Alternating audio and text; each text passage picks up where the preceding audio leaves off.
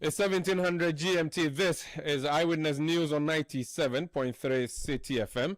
I am Umaru Sanda Amadu. And coming up tonight on Eyewitness News, barely 24 hours after government affirmed revocation of the license of Adamu's mining company, it is imagined that a Chinese company is being considered to take over the concession. We have details of what we know here on Eyewitness News. Also coming as Speaker of Parliament, Right Honourable Alban Sumana Kingsford Bagman directs the recall of Parliament or the MPs from recess. We'll be finding out why. And later on Eyewitness News, former Ghana embassy staff in Washington, D.C. implicated in $19 million visa fraud. Stay with 97.3 Citi FM for more on this and many other stories on Eyewitness News. We have the latest in the world of business from the Citi Business Desk. And then we have Talk Back later on the show where I'll be hearing your views. Do share them on WhatsApp number 0539 986 996 0539 986 996. Also, you can go on X and mention my handle at Umaru Sanda or at Citi973 and use the hashtag Eyewitness News when you send your messages, and the world will get to hear what you think. This is Eyewitness News on 97.3 Citi FM, broadcasting from Accra. We are around the globe on citinewsroom.com and on YouTube, where you can find the live streaming of this particular program. We start off with some development on a concession that has generated national attention. I'm looking at our website, citinewsroom.com. Story is titled, Chinese investors move into Adamu's 24 hours after license revocation. Story by Patricia Buachi says some Chinese nationals believed to be investors have reportedly moved into the Adamu's Resources Limited mining concession at Salman in the Elembele district, barely 24 hours after the government announced its decision to uphold the revocation of the company's mining lease. Citi News understands that the individuals who signed in as officials of the World Gold Council arrived at the mining site following the announcement by the Minister for Lands and Natural Resources, Emmanuel Amakofibua, that the Minerals Commission would assume administrative control over the mine. The circumstances surrounding their presence at the site, including whether they have any official authorization to operate or access the concession, remains unclear. The development comes amid a dispute between Adamu's Resources and the government over the revocation of the company's mine. Now, Adamu's has rejected the government's decision, describing it as unlawful and accusing the Lands Minister of disregarding procedures described by the Minerals and Mining Act 2006, Act 703. Now, we have pictures of the said Chinese nationals in an apparent meeting with government officials over that Adamu's concession issue. So what exactly is the situation on the ground? I want to start with Parkwesi Shandorf. Now, Parkwesi Shandorf speaks for the Ministry of Lands and Natural Resources. He's joined us via Zoom. Also have Kofi Bento, who is Vice President of Imani Africa, on phone. Let me start with Parkwesi. Parkwesi, if you can hear me, good evening. Yes, Umaru, good evening. Now, this information we have about Chinese officials or nationals being taken around the Adamu's concession, is it the case that you are handing over that concession to the Chinese nationals? Because the publication we had earlier suggested that the Minerals Commission was going to take over the concession following the revocation of the license. So, Umaru, good evening to your good self and to our audience who are connected on this particular platform. So just like the minister indicated, following the revocation of the license, as we speak, the management of Adamu's is under the oversight responsibility of the Minerals Commission.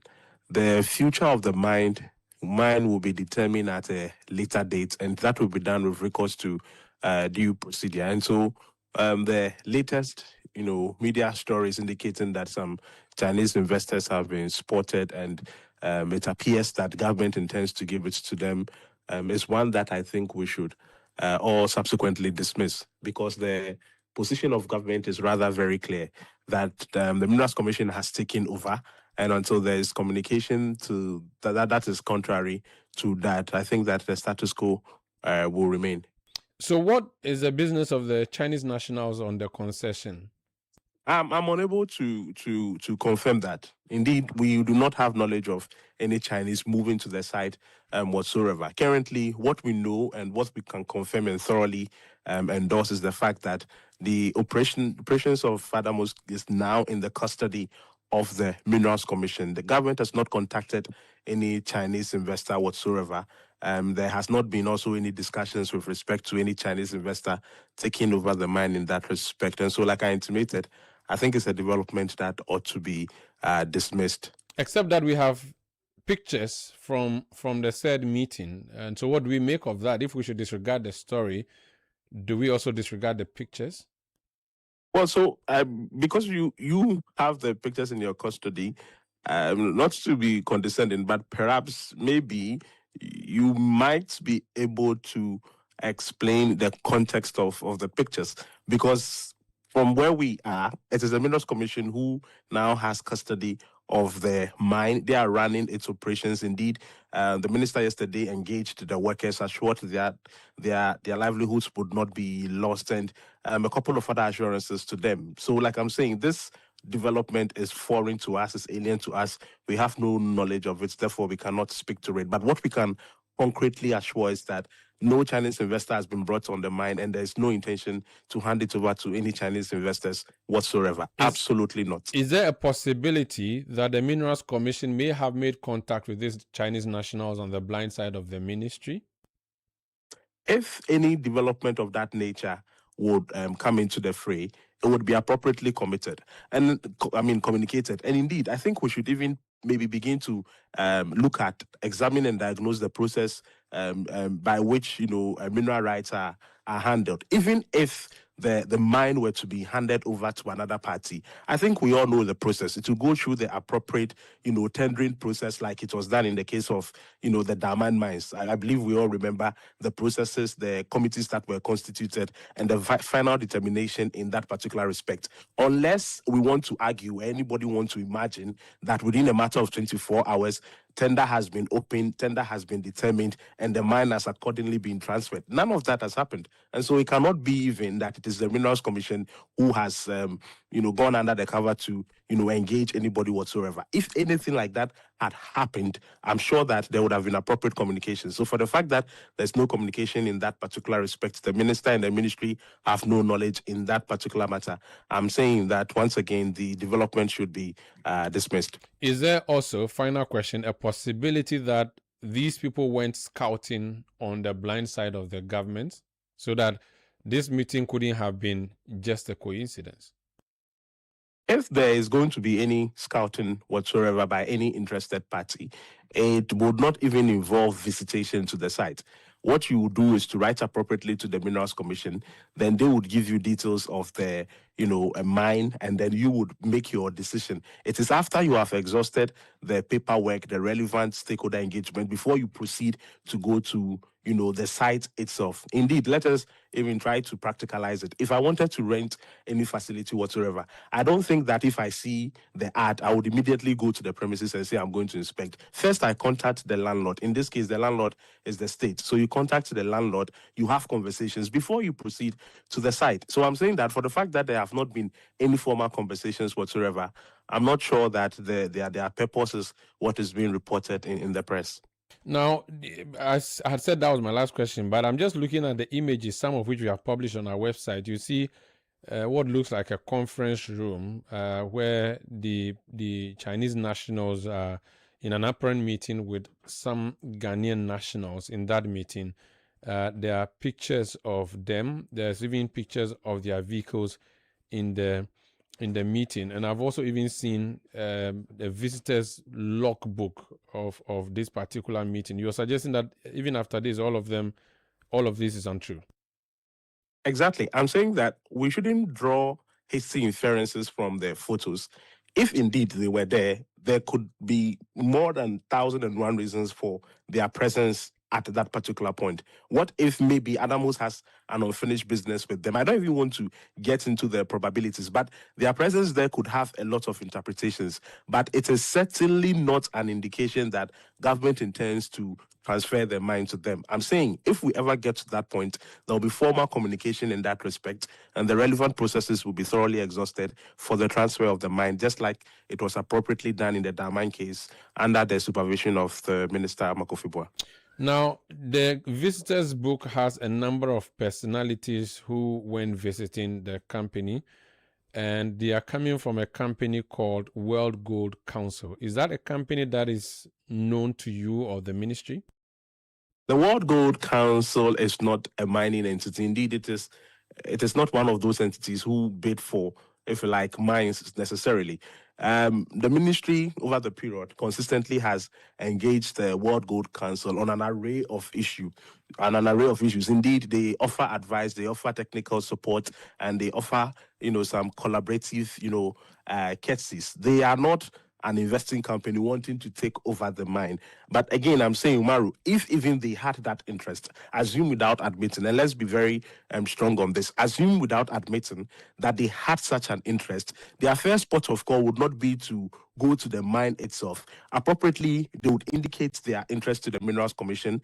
Then it will follow through the process before they finally get there. And so we cannot immediately say that, assuming without admitting that they went there, we cannot immediately say that they went there and then they are coming to all of a sudden mine. In what context? What would be the clearance? What would be the authorization? On whose authority are they even going to do that in the first place? 24 hours after the mine has reverted to the state. It doesn't even work that way. The processes don't allow for that. And that is why, again, I'm insisting that it's a development that should be dismissed. The mine is now no longer in the custody of Adamos. It has been reverted to the state. The Minerals Commission is managing it. And until there is any communication to the contrary, the status quo remains. Which organization or company is ARL? I do not know ARL. Okay. I have because no part of the names of the so the visitors were from World Gold Council and ARL, and I'm looking at the purpose of visit is indicated as regulatory meeting. Now I'm just wondering why they would be the ones to be doing the regulation if the Minerals Commission is to be believed to be the regulator of the sector. Why would such an organization have reps arriving at a meeting, and we are told it's a regulatory meeting? I am not able to confirm these details, in as much as I am not necessarily questioning or flagging your investigations. I'm not. I'm saying that is also not the case. But I'm saying, the thrust of the matter is the future of the Adamos concession. What government has communicated, and indeed the statements that the Communications Directorate we issued this afternoon was to the effect that the mine is currently not for sale. It has reverted to the Minerals Commission. When we get to that point where there has to be the conversations about sales or transfers, we would accordingly, offer the clarity. But as of now, any meeting that has been purportedly had in respect of transfers and sales whatsoever is certainly alien to the minister and to the entirety of the ministry. Thank you so much for speaking to us. Well, welcome.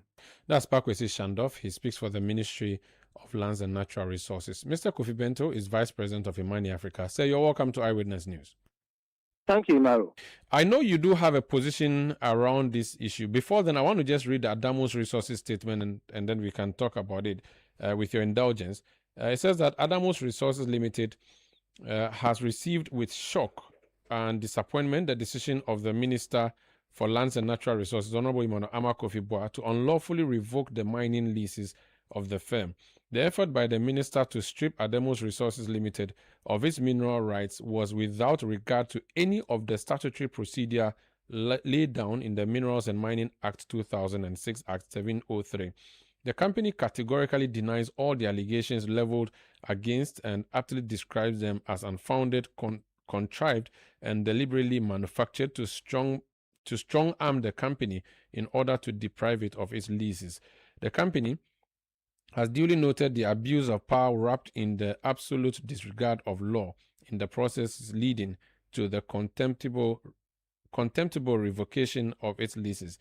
The good people of Ghana will be apprised of the cogent steps the company is taking to shred this baseless revocation in the coming days. So this is a statement from Adamos Resources. Now, Mr. Bento, you have been interested in local companies running our mineral and other resources. Now, you have held a view elsewhere that this is not good for companies in Ghana or local companies? Right. So, thank you.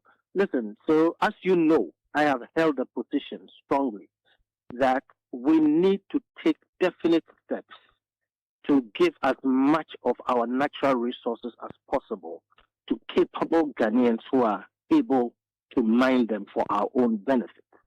To that extent, I am on record as having supported that all the mines that Mr. Ibrahim Mahama wants to take should be given to him if he can run them, and we should give him the benefit of the doubt.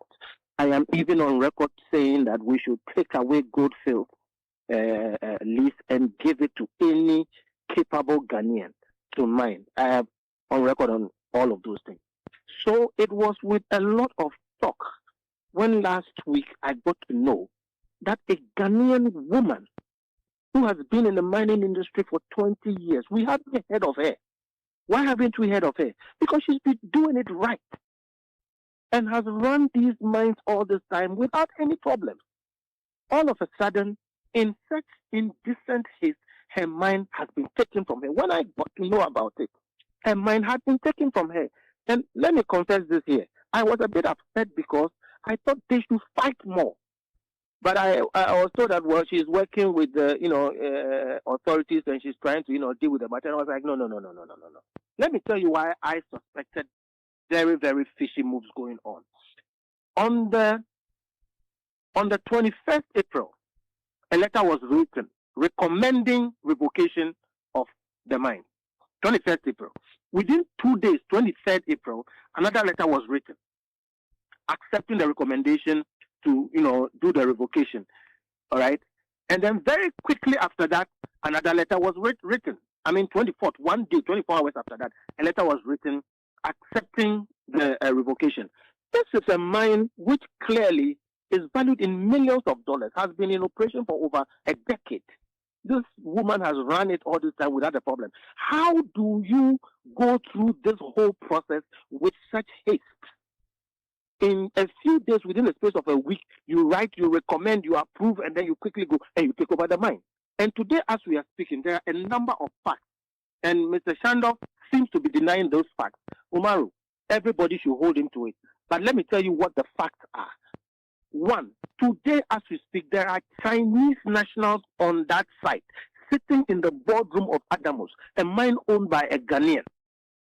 And the person who is the spokesperson for the ministry says he does not know who they are. Does that? Are you really in charge of this thing? How does anybody come from China? This thing was revoked just a week or so or less ago. And all of a sudden it was confirmed. It was confirmed on Monday. The revocation was confirmed or affirmed on Monday, so just 48 hours ago.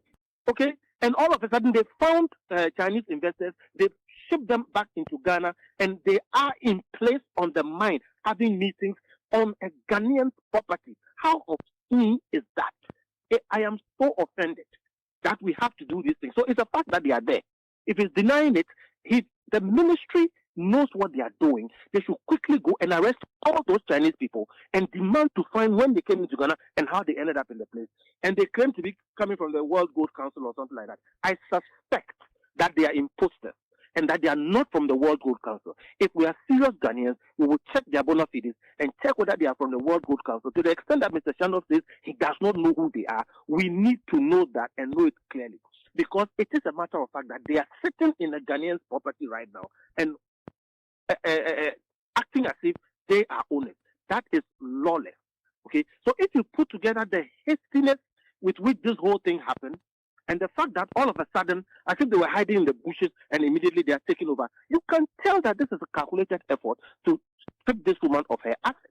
Now, I am on record and I've said that we should help our people. When it comes to helping our own people, what it means is that the least you can do is to take them through the same rules that you take the foreigners through. Now, I am aware, based on the documentation I have seen, that Act 703, Section 68 was breached. If somebody running a mine, and a mine is not like a tabletop shop, there are many complex things going on. If the person even does things which are against the lease conditions, one, you notify them that, hey, we've seen 1, 2, 3 things which are wrong. Please, explain to us what is going on. For instance, you see somebody mining there and you don't know who the person is. Maybe they're a contract miner or something. They can explain it. If they do not explain it and you think an infraction is going on, you have to then notify them that, okay, this constitutes an infraction. And because it is an infraction, you tell them that they should rectify it and give them 120 days to do the rectification. That is what the law says. You don't go ahead and revoke. All right? Now, none of these were done. And I've given you the date. Within a week, they wrote letters recommending revocation, and this is the Mineral Commission of the Ministry, and then quickly it was, accepted, and then quickly the revocation was done, and then quickly you see Chinese people sitting there. Who does that? It is my view, and I hold that strongly, that even if a Ghanaian who has run a mine for over 10 years has done this work so well that we haven't heard of her, she is even actually a woman, okay, and she ends up in a problem like this, and clearly she has caused some infractions or whatever, you owe it to her as a Ghanaian to help her fix the problems and make a success of that mine. Things that we bend backwards to do for foreigners. I don't know why we are in a haste not to do it for our own nationals. And in this particular time when clearly this government is putting up a posture that we want or they want Ghanaians to take over as many mines as possible and help them, it cannot make sense that you run somebody out of their mine when clearly you have not even gone through the processes. Okay? So I was pretty upset, and indeed I wanted these Attah-Mensah people to fight earlier than now. I think I was one of the first people who put this matter up, and I'm happy that now it's coming on. We all should be speaking around this. Seriously, we should not allow the business people sometimes to do concessions, give it up, because they may be wanting to save some other business that they have. We should make sure that if our generation came to meet a situation where no Ghanaian was in charge of any major industry, because our forefathers or our immediate leaders have just run all of them out of town, shot some of them, exiled some of them, taken their factories, etc. We should do differently. We should all make sure that this expropriation led by the minister and, for that matter, the president stops. It is wrong, and so far it is unlawful. Those Chinese people there, Mr. Shandov should take the steps to have them arrested for trespassing on a Ghanaian's property. And if they don't have any good reason why they are doing so, we should jail them. It is time we protect our people. You can't go and do that in China.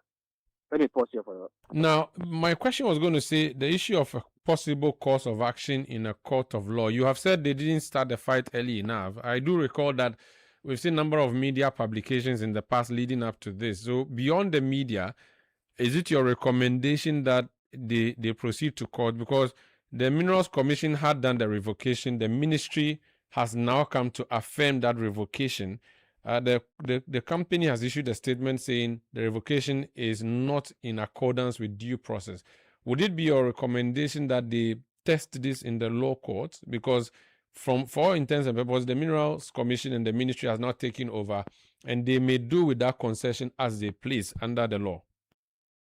When it comes to these things, the logical conclusion is to go to court and have it sorted out. But as you speak, certain people who apparently are not known to the ministry have taken over. So before they go to court, there are actions they must take. But I also take the point that, look, I'm a consultant. I understand business. I know that these people may have several or other businesses. And most of the time, people involved in big business do not want to take on government. So if you ask me, do I recommend that they go to court? I do, but I think they know that already. They know their causes of action. They know if they can go to court, if they want to go to court, etc.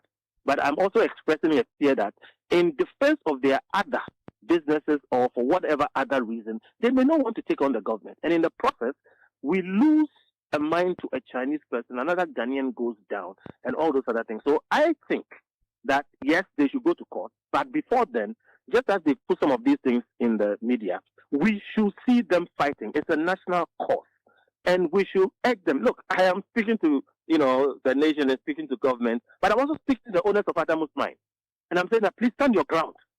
It would have been useful that they would have people there when the Chinese were entering, and to stand their ground and prevent them from going in there. All right. So what they will do, I think they have enough in lawyers. I have some information that they're actually preparing something like that, and there are all kinds of things going on. But for you and I, who want to see Ghanaians taking charge of, some of these areas, we should urge them, apart from going to court, to also stand their ground. And we should question Mr. Shandoff and the ministry and Mr. President and ask them why they are proceeding in this manner. I think this is one of the things that we all have to get behind and do.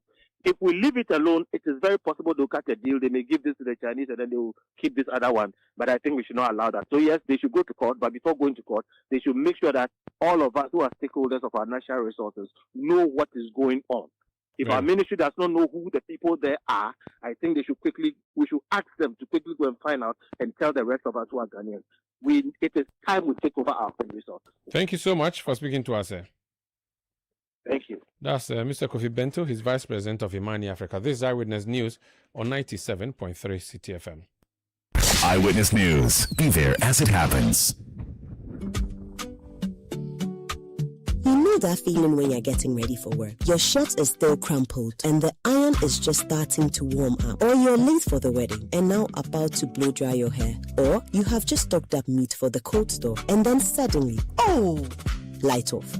Life just keeps getting paused. But what if your roof, yes, your roof, could keep things running in your homes and businesses? With EcoBank ASAP, you can switch to solar now by getting a loan to buy solar power systems with no upfront cost and easy repayments. Power your life through EcoBank's vetted solar vendors and lower your power bills over time. Take back your power with EcoBank ASAP. EcoBank, the Pan-African bank. These days, some mattresses are being made from all kinds of unsafe materials that are not fit for sleeping surfaces. These materials may be cheap, but they can be harmful to your health. If you haven't slept well, you cannot work and think well, and you are ultimately putting your health at risk, which can cause you a lifetime discomfort and chronic pain. As responsible citizens, we should invest in safe, durable, and certified mattresses. Latex Foam remains the tried and tested brand we all love for almost 60 years now. They offer you unmatched quality and durability for every Ghanaian home. Talk to them on 0302-231-155 in Accra and 03220-29365 in Kumasi for all your inquiries, or walk into any of their outlets nationwide for your preferred choices. Do not settle for less. Go for quality, but Latex Foam, or else you do yourself. Latex Foam, your partner for life. Live your dream now at Eden Heights. Move into our beautifully finished and ready to move in 3 and 4 bedroom apartment or penthouses thoughtfully designed for modern living today. Enjoy the serenity of a secure gated community with a fully equipped sports complex, landscape surroundings, ample parking, 24-hour security, reliable backup utilities, and convenient access to shopping, entertainment, and everyday essentials. With up to 3 years interest-free payment plans and mortgage financing options available, owning your dream home has never been easier. And here's the good news: pay 50% or more and move in today. Book a viewing now on 0501-531-444 or 445 and on our website at www.edenheights.com.gh. Eden Heights, the heights of modern living. Business owners, entrepreneurs, and investors, your next big business opportunity could be waiting for you at the Canton Fair 2026 in China, and Latina Travel and Tours is taking you there. From October 23rd to November 5th, join the Latina China and Dubai Business and Leisure Delegation. Meet manufacturers face-to-face and source quality products. Whether you're into electronics, furniture, construction materials, vehicles and spare parts, or more, this trip is for you. And after business, Dubai awaits with 2 days of premium leisure, exciting tours, and a relaxing spa treatment to recharge. Your visas, flights, hotel accommodation, B2B meetings, guided tours, travel insurance, and ground transportation all arranged for you from just $3,799. Don't miss this opportunity. Call Tina on 0244-260-789 or visit Latina Travel and Tours at Alisa Hotel, Northridge, Accra. Latina Travel and Tours, your business, your growth, your journey.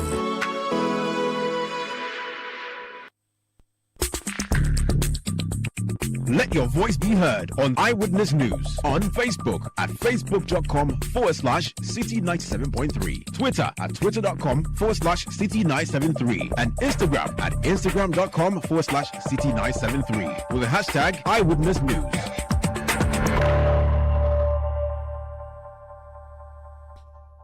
You're welcome back. This is Eyewitness News on 97.3 Citi FM. We are broadcasting from our studios in Accra. I am Umaru Sandama. It's now time for news summaries because we have other stories that the Citi Newsroom has eyes on. And Melody Fafa Kwotefe has been sent by the head of news to come and give us the news summaries. Fafa, what do we have?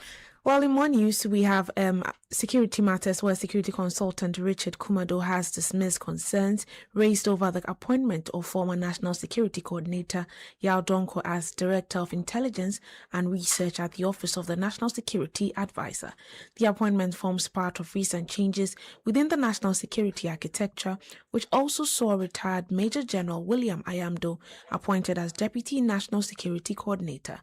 Some opposition figures have questioned Yao Donko's appointment, citing a 2017 police invitation for questioning in connection with a procurement-related matter. However, speaking in an interview with Citi News, security consultant Richard Kumado rejected the concerns, describing Yao Donko as a competent and deserving candidate for the position. Yeah, Doko has been the director of BNI for many years. And I think between the years of 2012, 2016, he was the National Security Coordinator. And people might say Lionel Messi is a god when it comes to football. You will not be wrong to say when it comes to security intelligence and in the manner that meets national security priorities, Yadoko is a god. It's a huge personality with huge acronym when it comes to the security intelligence community across the group. And that particular matter that came up, the people are pretending as if they don't know the outcome. His deputy was investigated, charged, and sentenced to prison. Is that not it? Osman, his deputy, went to prison. And all those who want to drag his name into this mud, these cases have been resolved many years ago. Yadoko is a nobleman. He has walked the path of sacrifice, and they have left footprints for many people to walk, for many people to take advantage. That was security consultant Richard Kumado. Let's bring you some stories in transport because the GPRTU has directed drivers who have increased transport fares without approval to immediately revert to the old charges. This follows complaints from passengers that some commercial drivers have started charging higher fares. Speaking to Citi News, Deputy Public Relations Officer of the Ghana Private Road Transport Union, GPRTU Samuel Attah-Mensah, said the planned fare increase remains suspended until the end of August. We have been receiving some complaints that some drivers are increasing transport fares. And I want to state it clearly that transport fares has not been increased. The process in which we go through before we increase transport fares is clearly there. At our last meeting with the Transport Ministry, we all agreed that we will suspend the intended increment for now because of President taking the 2 Ghana cedis from the diesel price. We decided to hold on for now till the end of the month to see where the fuel price will go again. Well, GPRTU has therefore urged drivers to comply with the directive and encourage passengers to report uncooperative drivers to the appropriate authorities. If you're also a passenger and you board a vehicle and the driver says that he has increased the transport fares, if it falls under the union, you can quickly report to the union officers. If the driver is also a floating driver, maybe you can equally report to any police officer around for the police officer to intervene, making sure that there will be law and order. So we are pleading with the drivers that we have been serving the nation for all this while, and there is one process that we go through before we increase transport fares, and that has not been done, so nobody should increase transport fares. Samuel Attah-Mensah is the Deputy Public Relations Officer at the Ghana Private Road Transport Union. Now in more news, the Allied Health Professions Council has begun a tour of selected health facilities in the whole zonal area to assess the operations and ensure that required safety and regulatory standards are being followed. The exercise is expected to help identify gaps in the operations of health facilities and ensure compliance with the Council's requirement to protect patients and improve the quality quality of healthcare delivery. While at the first stop site, Givers Eye Clinic, officials found that the facility was operating without a standard operating procedure. The facility has been given 2 working days to provide the required SOP or risk being shut down. Registrar of the Allied Health Professions Council, Professor Issahaku Shirazu, says health facilities must have standard operating procedures to guide their work and ensure safe and quality service delivery. When even you are not around and somebody else is around, the same thing will be done. Do you get that? Not based on the person's skill and understanding. So your understanding is not the same as your wife's understanding. Completely different. Even though I'm aware, even you haven't told her, but I know if you are not here, she does it. I know. So she does it. I'm saying that you won't tell you. I don't expect you to admit, but I know that the way I sit, it is possible. Over 90% is possible. The only thing I can accept is when I see a written down, line by line way of doing things. For me to know that even if you are not there, somebody else can look at that and go by it. Do you get that? So the decision is on the consultant to tell us whether we should allow you to be doing this or we should close you down and give you time to get these documents established because it's available. I know even right now, if you want it, you call your corporate officials, your PSC members, they will share a copy with you for each of these equipment. They have it. And the council have it. Actually, as I stand there, I can show you one. You understand? But I expect you to get it. If you don't have it and you want the council to support you at a fee. You get that? So please, consultant, tell us based on what you have seen. Well, that was Professor Issahaku Shirazu, the Registrar of the Allied Health Professions Council. This Eyewitness News on 97.3 Citi FM. We are picking up signals that the Speaker of Parliament, Right Honourable Speaker Abansumana Kingsford Bagmin, has summoned Parliament to return from recess. Why? Let's speak to a leader of the House, First Deputy Minority Whip and MP for Tolon is Honourable Habib Idris, who is joining me on the line. Honourable, you're welcome to Eyewitness News. Thank you, Omar. Has this information come to your attention that the Speaker wants you back? Yes, it is confirmed under a letter signed by the Speaker of Parliament that Parliament should be reconvened on the 24th, that is Friday, and then up to 28th. That is starting from Monday, 24th, and then we adjourn again 28th of August 2026. So you're coming for 1 week? For 4 days. For 4 days. It's interesting because this is also your vacation, even though not a legal one. Why are you returning from vacation? What could have been the reason? Do you know why? Yes, Omar, it is obvious that the reason for this recall is for us to consider the president nominee, the ministers. You know, 2 of them have to still appear before the appointment committee, needed to be vetted and then passed by the House. The minister designate for local government, our majority leader, Mama Ayerga, and then Dr. Venetorolis, who is also going through environment science and tech. I think that these 2 ministers will still need to go through the vetting process. And I think that government is just in a rush to get these ministers to go back to their side. But I don't see that government actually, when this ministry have been vacant for about a year, you were not in a rush to fill it. But after the 1 year and after announcing the state, the ministers, you are reconvening Parliament for us to come and sit to look at this.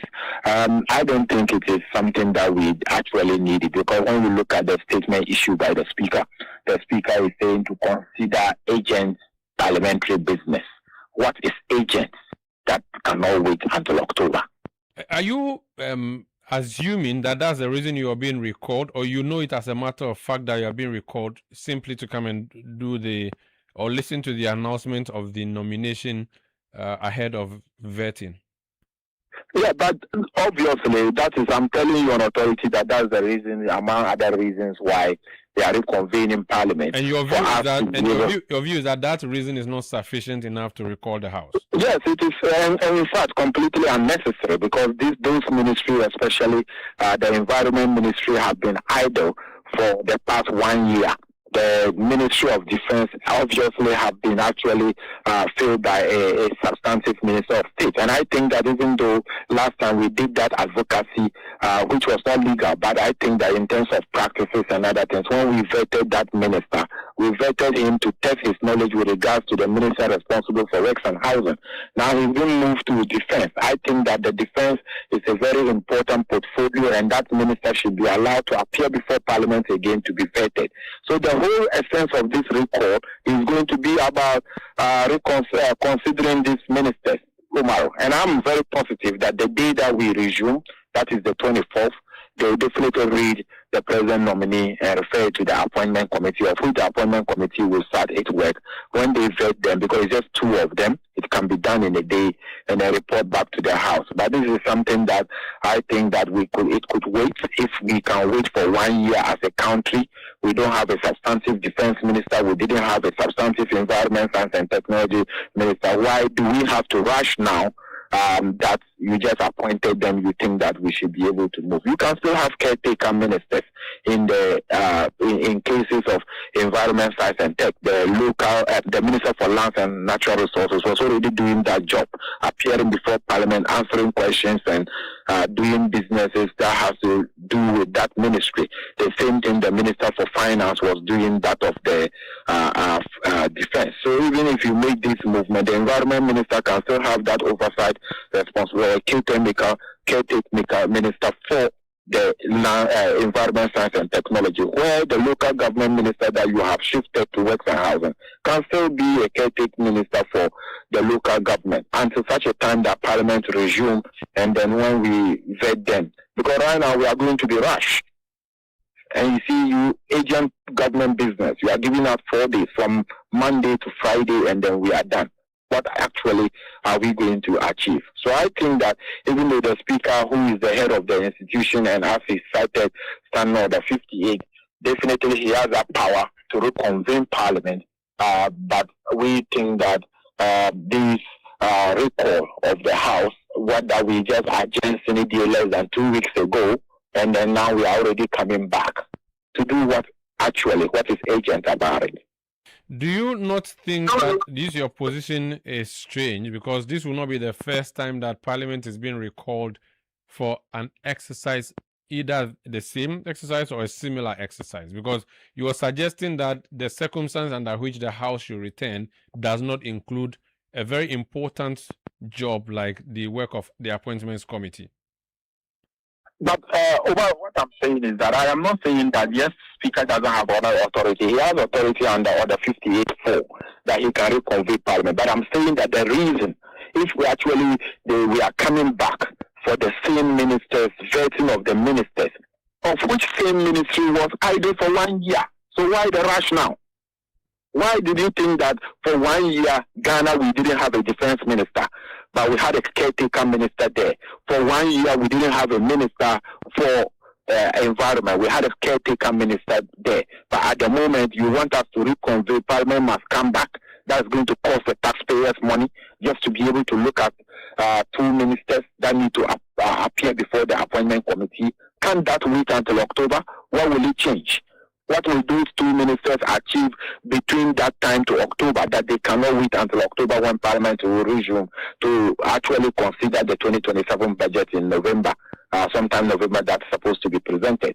So I think that this recall is completely unnecessary. I think that this recall is just a waste of the taxpayers' money. I think that this recall could have waited. I think that those ministries that are other people who could be caretaker ministers for the next 2 months until Parliament resume. As a member of Parliament, is there any way you can prevent the recall looking through your standing orders of the Constitution? Because if the Speaker summons you, you ought to come. You believe, as a leader of the House, that is unnecessary. Would you find a way to prevent this from happening, or you would whip your members into not coming? The most important thing is that we are elected members of Parliament, and we definitely will appear before the House. We haven't taken a decision as a caucus, the mighty minority, on this matter. But I am very positive that when Parliament is reconvened as elected members of Parliament representing our constituencies, we will definitely do. And remember, under the same standing orders, even if Speaker did not reconvene Parliament, members of Parliament themselves come up to a certain number, can also be able to reconvene Parliament on its own. Very well. Thank you so much. Before you go, what do you make of the new leader you have in the House from the other side?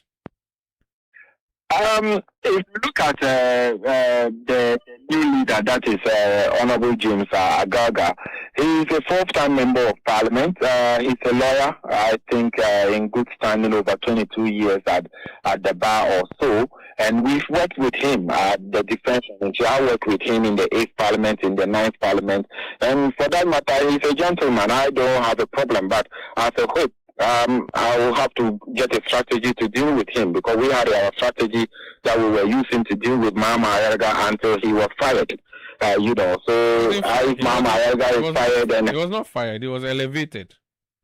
Oh, elevated that when he come into the chamber, he's going to sit behind the leader. Is that elevation? He's become a minister in addition to being. And I'm saying that if he's not within the chamber and parliamentary practices, he has been demoted to the back seat.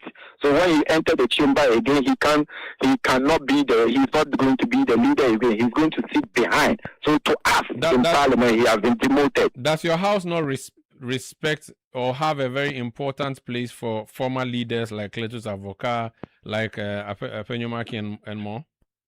Umaru, when you pick our standing order 21 had given you how president in Parliament and who come before who. So they will tell you that the speaker is first, followed by the deputy speaker, the majority leader, the minority leader, in that order. So Honorable Mama Ayerga's name will not be there again. So it is for us, it is the fact that he has been demoted. When he comes into the chamber, he's going to sit behind the leaders. And that is the obvious thing that is going to happen. Well. So I think that we had our own strategy of dealing with Honorable Mama Ayerga. He was a very good leader. He has the way of dealing with us, and we the whips, we also had our plan on how to deal with him. So definitely we will regroup and see how best we are going to deal with Honorable Agaga. Talking about regrouping and how to deal with Honorable Agaga, when the music changes, the dance has to change. The last time the NDC changed their front bench, you were forced to also change. That was when you removed Honorable Attah-Mensah and brought Honorable Alexander Apenyomaki. Should we expect to see a shake-up of your front bench where the Tolong MP may well be demoted also to the back? You see, anytime you see that the obvious has been said, you want to bring an equalization. I don't know why you should ask such a question in this context that we are in. It's completely uncalled for and not necessary. Because in actual sense, there is the NDC who have fired their majority leader. Honorable Habib Idrisu, as a former journalist, you do know that when we ask questions, we have a reason for asking them. So I'm saying that some of the questions, the angle you are going, Umaru, the angle that you are going, you know it is completely unnecessary. Because it affects you. Unnecessary. Sorry? Because it affects you. Okay, I withdraw the part about you being demoted. Maybe you'll be made the minority leader. How about that? Are you okay? I'm saying that we are a formidable force. We are the mighty minority. We've been very, very serious in the chamber, and our advocacy have led to the demotion of the current majority leader to be made a minister. You know, many a time when they want to punish a leader, they just take you to the ministry. So definitely it has happened many times in Parliament. The Babin was taken out, Avoka was taken out, Kumbo was taken out, and all those people were taken out many a time to make a minister. So what I am saying is that we are a formidable force.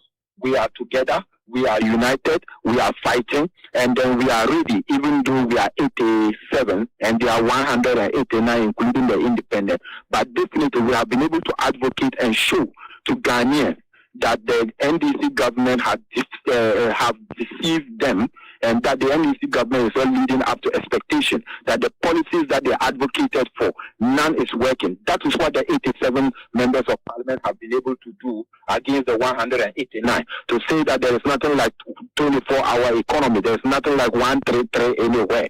To tell them that there's no bank anywhere called the Women Bank. To tell them that the policies that they promise Ghanaians, they have actually failed. So we are formidable for, and we come together to make sure that we deal with the new leadership that they have. And mind you, we are very experienced. If you come to our minority leader, have been a minority leader. This is his 6th year as a leader in the house. This is my 5th year as a leader in the house. Honorable Arnold Domprey, our chief whip, have already done his 6th year in the leadership. Mama Pat is her 3rd year or so. But they, none of them is even up to 2 years in leadership, and they are bringing a new majority leader who is actually green in the front bench.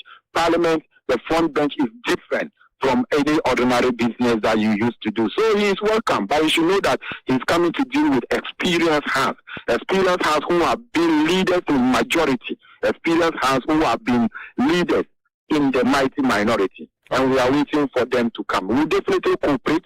We will not distort anything. We will definitely be able to come together to see how we can work for the development of this country. But we will definitely expose them in anything that they have said that they are not doing for this country. So you will not respond by also changing your front bench?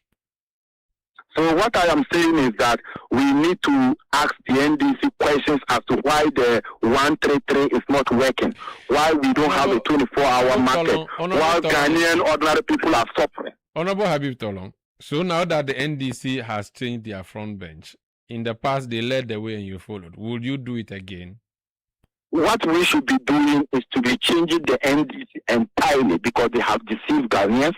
They came into government in the back of the seat. Nothing is working.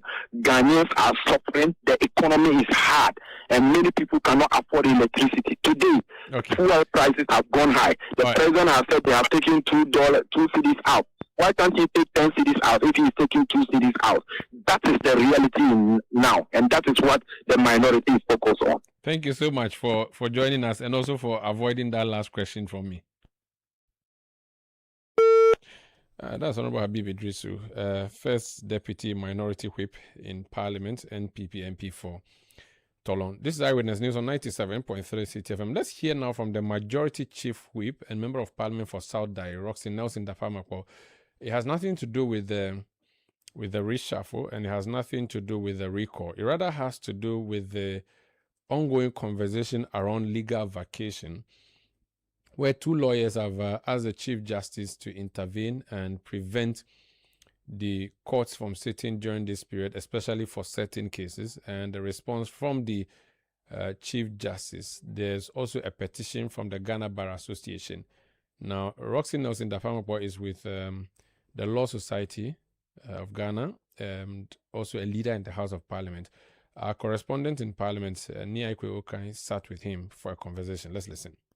Legal vacation, it's part of a feature of our annual legal professional work. The vacation is actually supposed to be for judges. It's not for lawyers, because you see, it is judges who man the courts, who rest. The lawyers, our services are rendered 24 hours, 7 days a week, 365 in a year. So when your services are required by your client, for which fees have been duly paid, you cannot tell your client that your services are not available within August and September in a certain year when your client needs your services.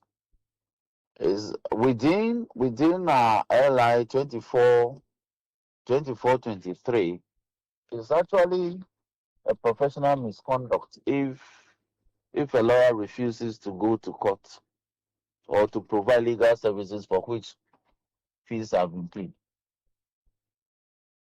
So for me, it's an unreasonable request that they are making. That's number one. Number two, the Ghana Bar Association coming into the fray of the matter.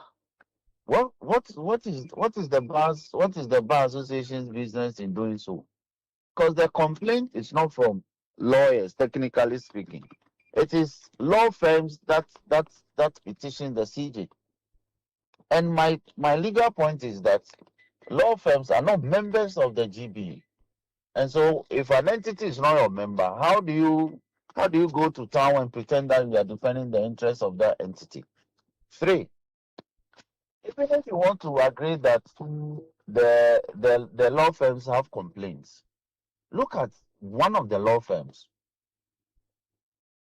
Samuel Attah-Mensah and Associates. They have 31 lawyers in that law firm alone. Is it the argument that out of all these 31 lawyers, there's none available and ready to handle the brief within this legal vacation on behalf of Samuel Attah-Mensah, who has also launched a complaint? Take the law firm of Attah-Mensah, Zoe Achia and Co. They have 17 lawyers. Is it the case that there's no lawyer, whether a managing partner or senior partner or a senior associate, to hold his brief in this matter? Take Dami and Partners. Dami and Partners, they have several lawyers. So this demand that the courts have been asked to sit in during the vacation and therefore their cases will come up for hearing and they will not attend is absolutely unreasonable, and it constitutes a professional misconduct. Again, it is not only one court that has been commissioned to sit with a warrant during the vacation. I can give you a list of the courts. There are more than 30. All the high courts in all the regional capitals have been given a warrant to sit.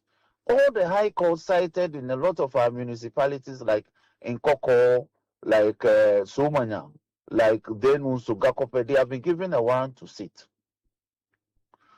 Now, is it the case that all these high courts that are dotted all over the country and given warrant to sit in the vacation, they shouldn't sit? The parties who have cases before them, they shouldn't sit? So it's an untenable proposition that they are urging on us. Now they claim that CI order 79 of CI 47 indicates that there should be a vacation. But that vacation is subject to the fiat of the Attorney General or the fiat of the Chief Justice under order 1 of that rule to be able to do so. So where a court has been indicated, described, or warranted to sit during the vacation, we lawyers, we always appear. Is it also not in the interest of the lawyers to ensure that the matters are expeditiously heard? And therefore, having a hearing fixed for you in the vacation period actually shortens your trial time before the court? They have no basis. They are playing politics with this matter. Since the year 2000, courts, not just since the year 2000, as far back as the year 2000, courts have sat in vacation. To 2011, Judge Nawood directed that 11 courts sat in high court sat within the vacation, including the commercial courts. I appeared before those courts in 2011 and conducted our cases. We had some Barclays Bank cases. They were commercial litigations. We appeared before judges, Justice Tanko and Co. during the vacation. And the commercial court, 2011. 2023, courts were asked to sit in vacation by CJ Tokonu. And the Attorney General in 2023 was Godfrey Dame. 2025, courts were asked to sit during vacation. So what is markedly different from courts being asked to sit in vacation in 2026? Such that a couple of lawyers will take up arms against the CJ and say all manner of things because they think that doing so, they will throw debt at him. It's a totally unfair approach that they've adopted in this matter. Indeed, in any serious petitioner, when you have your case coming up during vacation, you negotiate with the judge. You can always negotiate with the judge regarding how the matters are held within the vacation. Even timelines as to when adjournments are taken, you can all agree and lock it down, so nobody is inconvenienced. So the lawyers who claim that because their cases will be held in vacation and they are not available, they have no case. And I think that they should withdraw the said petition and go and represent their clients in court. They have been paid to render legal services. If they don't go to court, they are committing professional misconduct, and they can be liable before the General Legal Council. That's Honorable Roxy Nelson Echidapamakpo. He's NDC Member of Parliament for South Dai, who is also Majority Chief Whip, speaking on the raging discussion about legal vacation and the continuous trial of some cases by some courts. This is Eyewitness News on 97.3 Citi FM. There's a scandal that affects our embassy in the United States of America, specifically Washington, D.C. There's an audit that has been conducted and some ugly facts are coming up. Hansen Ajiman of the Citi Newsroom has been studying that audit report and he's joining me. Hansen, you're welcome. Thank you, Sander. So it is the Auditor General or a special audit conducted by the embassy. Where is this coming from? So this is a special audit conducted by the Auditor General, but at the instance of the ministry. Okay, the Foreign Affairs Ministry. The Foreign Affairs Ministry to affairs in Ghana's embassy in the United States. The scope of the audit was to look at issues of governance breaches, revenue diversion, conflict of interest, and weaknesses in consular controls at the Embassy of Ghana in Washington, D.C. What did the audit find? So the first thing the audit report indicates are the profiles of the key actors in this scheme. Now, this is important because, again, some other persons are named in the audit report that have not been tagged as key actors. Now, the audit report names about 5 persons as the key actors. The first being Fred Bryan Quatin, who is was a temporary ICT officer for the embassy within the period under consideration, and this is between the period of 2017 and 2025. And particularly, the audit report identified that he was personally queried in November 2019 for modifying the embassy's website without express approval, yet his contract was renewed. And again, that the audit evidence links his tenure to the introduction of merchant gateway system, third-party digital integrations, and payments to Stefan with double N LLC. There's a reason why this Stefan is spelled with double N LLC. A company confirmed to be associated with him. His period and system level access placed him at the operational center of the key findings in this report. Then the second key person is Janet Marku Cranton, who was a chief treasury officer, served as chief treasury officer during the period under review 2017 to 2023. Particularly, it is said that her tenure coincided with the establishment of parallel financial arrangement and repeated bank scrutiny, reflecting weaknesses in vendor due diligence, related party transactions, and financial governance oversight. The third person is Genevieve Edem Apalu, who is head of Chancery.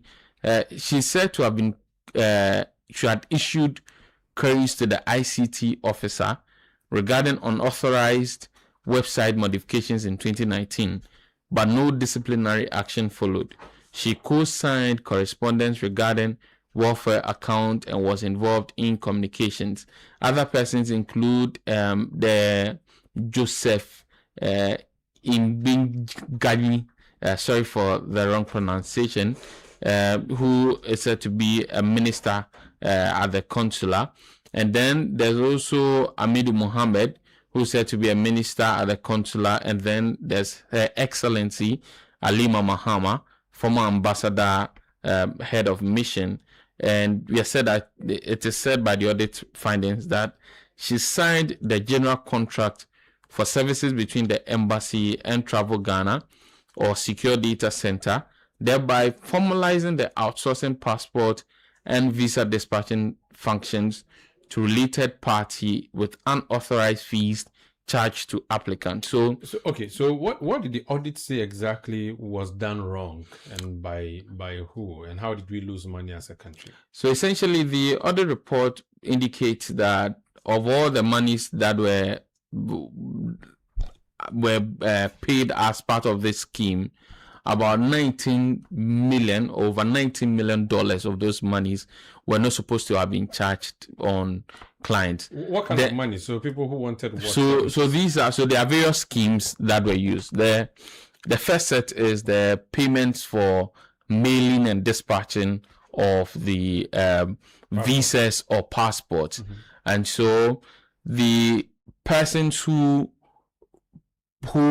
applied for visas or for passports or passport renewals were to pay a $29 fee for mailing and dispatching, which was not an authorized fee. Okay. Then again, we're told that as part of the scheme, when you begin your processes of applying for a visa or a passport, it transfers you to a third-party website. This third-party website, we are told, is run by the Fred Cranton gentleman, who we're told is the owner of the Stefan with a double N LLC, Mm-hmm. and they charged you additional charges or service charges for the processes of applying for a visa. And the embassy knew about this. And the embassy knew about this. So is the audit suggesting that it was a cabal, a team working together to rip off people? The audit essentially goes through and as I indicated earlier, the role the key actors play, Mm-hmm. and goes ahead to say that in most of its recommendations that the key actors should be investigated and prosecuted using the Public Financial Management Act. The audit does not state that they're cabal, but provides that they were working together towards the same end. You use the word scheme, so that presupposes that it's a group that is working together to do something. And usually when they use scheme, not always, but sometimes schemes are seen to be illicit kind of business. Now, 90 million cedis or dollars? Dollars. How was that?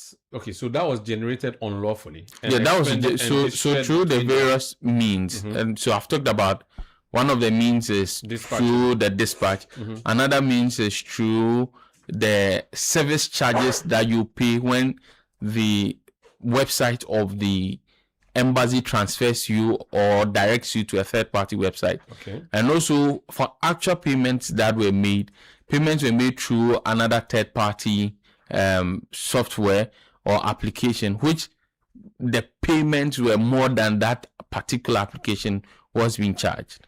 Okay, so they do these things and then the money returns to them. Now, when the money returned, how was it shared? Has already talked about that? So the audit makes a finding about a welfare account that at a point in time, this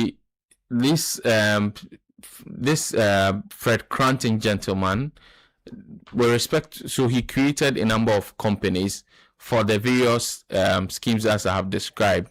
Some for the mailing and dispatching, some for the third party website that you are transferred to, which will charge you for other service charges that are not in addition to the amount of money you're supposed to pay. And per the audit findings, a certain amount of the money was supposed to be paid to embassy staff who worked as on portions of these services that were being delivered.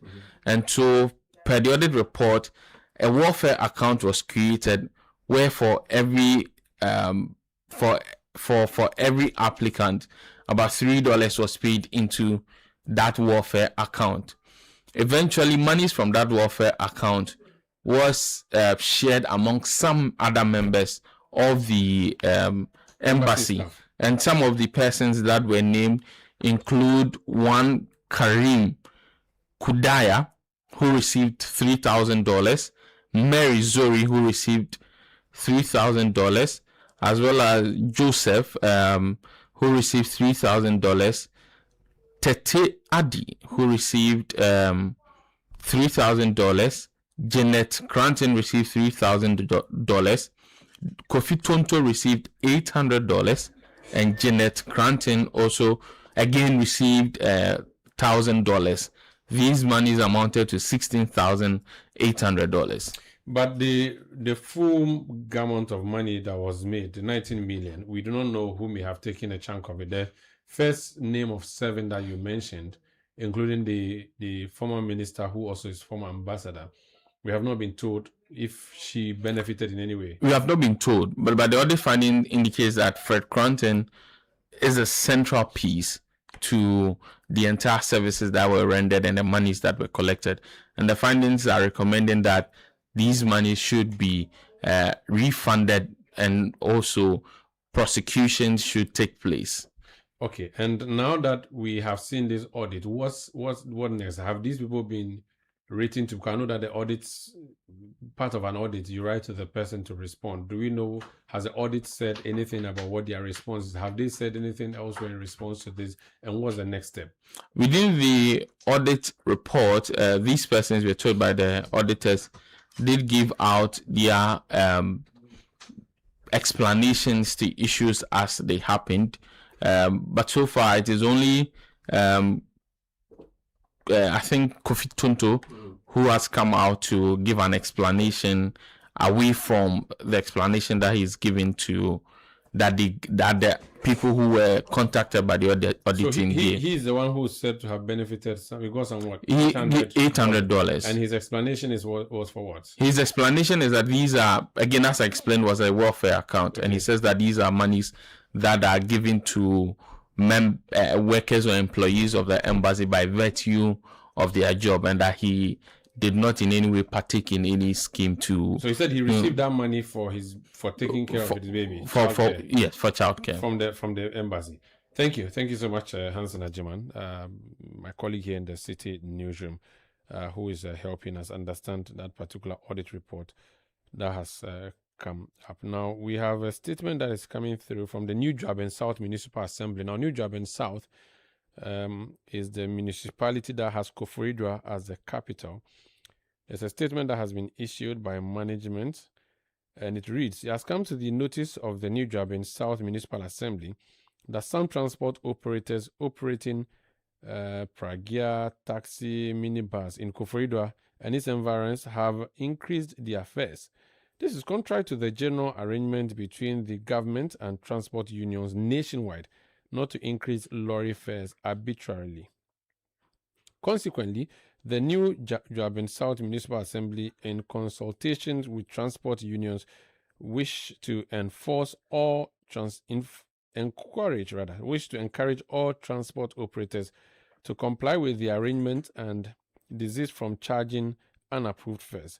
The Assembly further wishes to indicate that effective Wednesday, August 12, 2026, any transport operator found to be charging unapproved fares would be sanctioned accordingly.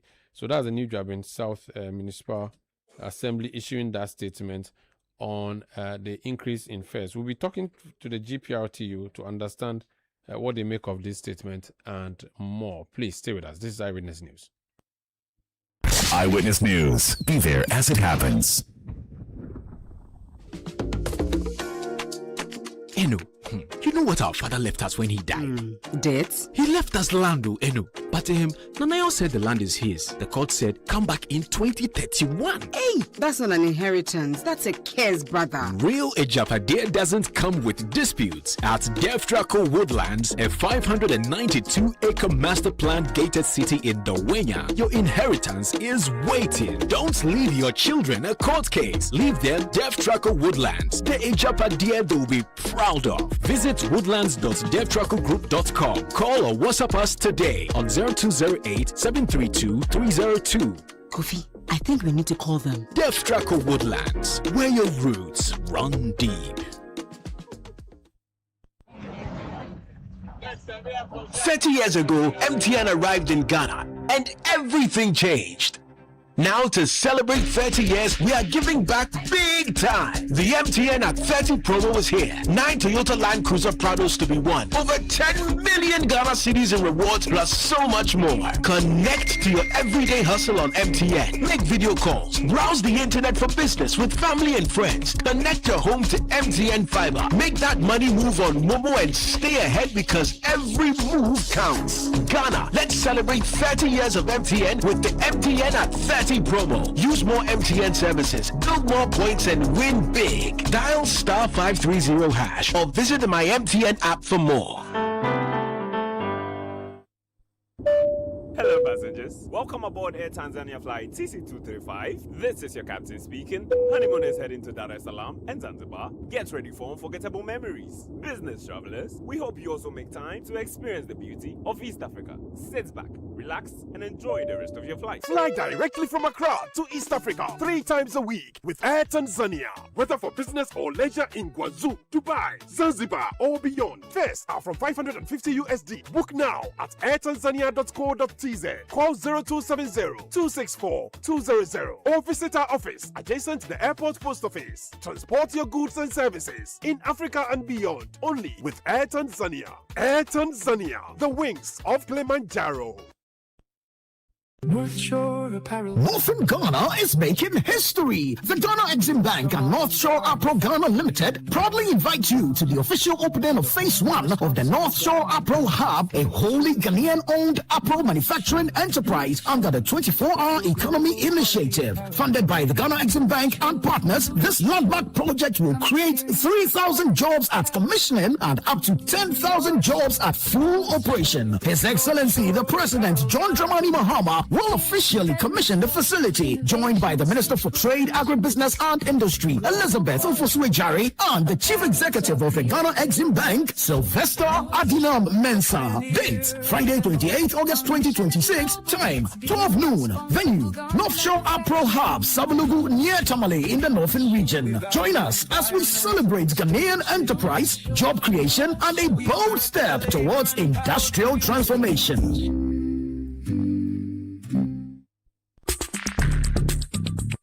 Let your voice be heard on Eyewitness News on Facebook at facebook.com/City97.3, Twitter at twitter.com/City973, and Instagram at instagram.com/City973 with the hashtag Eyewitness News. Yeah, welcome back. This is Eyewitness News on 97.3 Citi FM. So you heard before we went on that break that drivers in Koforidua are charging fares, which the Assembly says is not approved by the government. Samuel Attah is Deputy PR of GPRT. He's joined us tonight. Mr. Samuel, you're welcome to Eyewitness News. The Municipal Assembly, the new job in South Municipal Assembly, has issued a statement. They say your members in their municipality are charging fares that they have not approved of, and we are told that this is actually extending beyond Koforidua. Has this come to your attention? All right, thank you very much. Good evening to you and your listeners. Yes, it has come to our attention. Even myself, I had a call from one of the assemblymen, from the Eastern region, that this is what is going on. We also try reaching out to our representatives over there, I mean the regional officers, of which from the beginning they were saying that thing is coming from the other unions and all that. But then we also find out that some of our members are also doing the same. So it has come to our notice, and we have sent the message there for the regional officers over there to just make sure that they sanction those that are doing that to just put a stop to it. Okay, when the Assembly says it's not an agreement with government, does it mean that if I own my taxi or pragya, I'm not allowed to charge any fare that I wish to do without the approval of GPRTU and government? Yes, that is true. You see, way back during the era of the late former transport minister, Jifa Akibo, that was when this agreement started, that anytime we want to increase transport fares, there is a process that we go through It will come from the GRCCC, all the small unions fall under GRCCC, and GRCCC is also one body on its own. So before a transport, increment will be implemented, then these two unions will meet the transport ministry for negotiation before there will be an agreement. Then we circulate it to our members for them to comply with that directive. So one cannot just come up with his own will by increasing transport fares. So for the drivers who are doing this in Koforidua that the assembly is concerned about and other drivers, what's your message to them? My message to them is that this practice is being going on. I started long ago, and that is what we have been doing. The process is that before the transport increment will come, we meet at the transport ministry, we send a communique, we arrange the fare on a paper for them to just go by it, and that has not been done. So if you're a driver and you are listening to me, we are pleading with them. We understand everything has gone high, but there is a process we need to go through before increasing transport fares, and transport fares has not been increased. We intended doing that, then the president also intervened, and that is when we also decided to put a hold on it. That we are looking forward to see at the end of the month what will come up before we also take our final decision. So nobody has the right to increase transport fares. So that is my message to them. And so is it imminent, the increase of transport fares, or is it imminent? Because, consistently we hear some of your drivers saying that Ahunchaba and they expect that they should be allowed to increase. Are there consultations and conversations around a possible increase soon? Yes, you will not get everyone to support your decision. And all of us, we are transporters. Myself, that is what I do. And, we have come to understand that anytime transport fares goes up, it affects everything in the country. Everything goes up. And where we have gotten to, the components we are using, the petroleum products, the spare parts, the lubricants, and the taxes, all these things have gone high. Yes, we can't run away from that fact. But we have all agreed that this is how we go, or this is where we are going. Yes, after this message came in, some of the drivers, were not happy about the decision. But then I can say everybody is not happy about the decision. But yes, we need to comply because we know very well that we are working under laws and orders in the country. Any driver who is ignoring your message tonight and continues to increase the fare, can they be punished? Can they be arrested and prosecuted, for instance, or taken to court and sued because they've decided to increase the fare? So, to our union members, we have internal sanctions, okay? We have internal sanctions that if we find a union member doing that, the national officers will quickly summon them to a meeting, then, whatever sanctions that will be given to them, yes, we do so. But to those that don't fall under any of the union, we keep, informing the police and the national security. They've been helping us. Quite recently, it happened around a circle that some drivers were charging 20 to Kaswa, and those drivers were not under any of the unions. They went in and then arrested them. So if you are doing that and you are being caught, then you face the law. Thank you so much for speaking to us, sir. You're most welcome. That's Samuel Attah. He's Deputy PRO of the Ghana Private Road Transport Union, GPRT. Fafa Melody, Potiphar is back with news summaries. Well, in news from the Ashanti region, 3 persons have been remanded by the Obuasi Circuit Court over an alleged violent attack and unlawful damage at Obuasi Senior High Technical School, with proceedings adjourned to August 17, 2026. Kwesi Brefo, Apia Arthur Joseph, and Desmond Owusu are facing charges of abetment of crime in connection with causing harm and unlawful damage. According to the prosecution, they allegedly aided others currently at large to assault Abdul Zakari with cutlasses and sticks, causing him harm. They are also accused of aiding in the destruction of property, while the accused persons remain in custody pending the next court sitting. Well, away from that, the office of the National Chief Imam is calling for the arrest of a pastor whose comments in a viral video are believed to have triggered a response from an Islamic preacher who called for physical retaliation over perceived insult to Prophet Muhammad. Speaking to City News, spokesperson for the office of the National Chief Imam, Sheikh Arimaya Al-Shaibu, said the preacher's comments have created divisions within the Muslim community. He urged security agencies to closely monitor social media and arrest individuals who make inflammatory or divisive comments regardless of their religious background. That a call for the arrest of the man or for the interrogation of the man. Brothers have sent me the tape. I have listened to it, and that's why I can describe it as very sacrilegious. I can describe it as very offensive. I can describe it as very damning.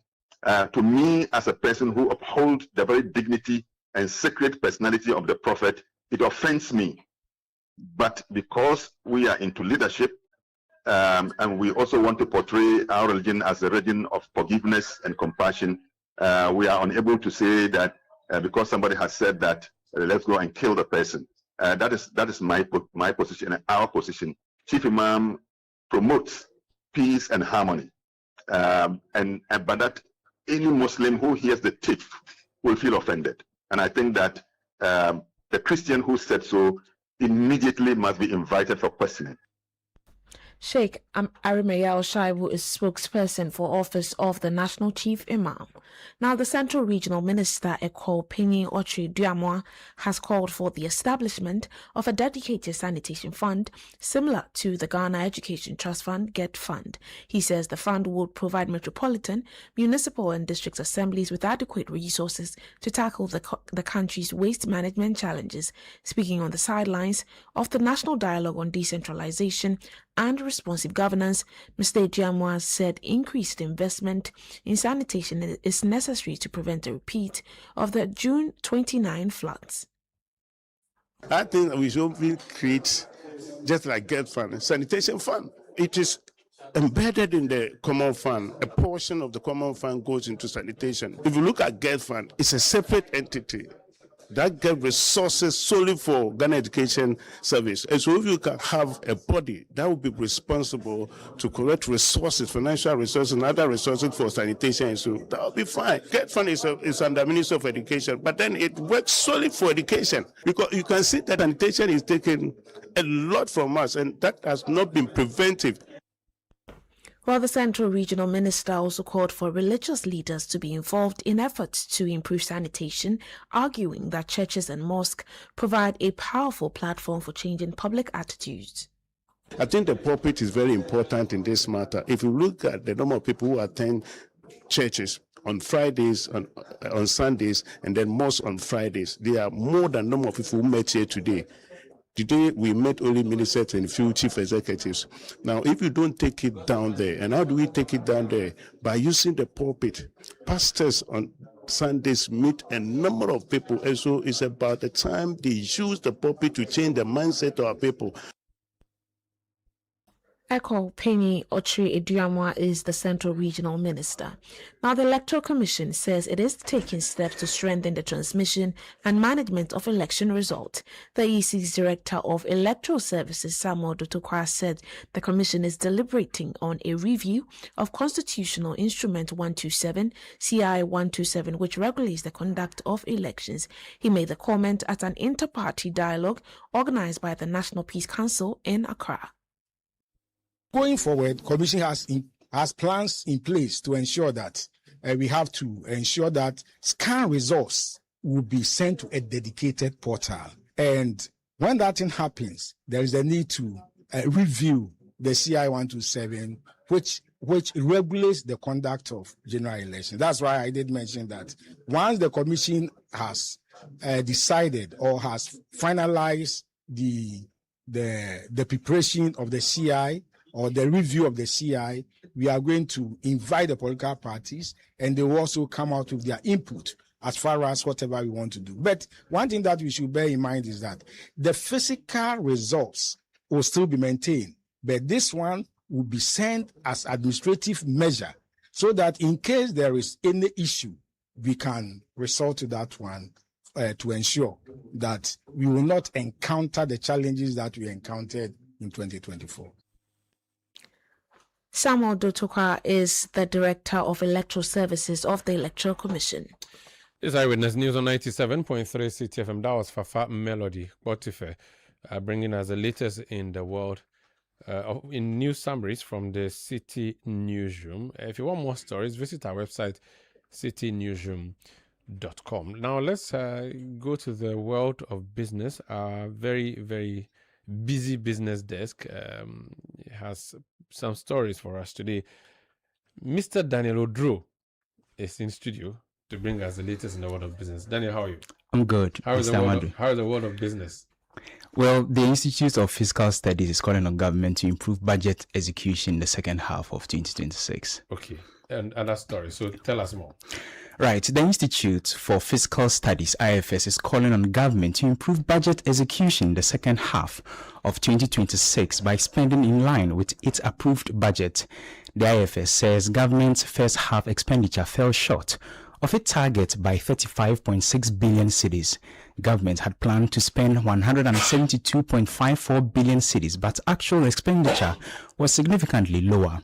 Speaking at a press briefing on the 2026 Media Budget Review, Acting Executive Director of IFS, Dr. Said Boakye, urged government to align its financing decisions with the approved budget plan. The considerable underspending in the first half of 2026 relative to budget plan not only undermined the budget's credibility, but more importantly, it also left much to be desired in terms of growth and development of the country. The government should therefore ensure that approved expenditures are fully implemented as budgeted, except when genuine revenue and financing constraints prevent it. It is therefore regrettable that the government ignored the financing plan in the budget during the first half of 2026 by accumulating resources in the sinking fund, something that had not been planned for, creating complications for spending on important items like capital expenditure and arrears payment. Going forward, the government should ensure that financing decisions are consistent with the budget.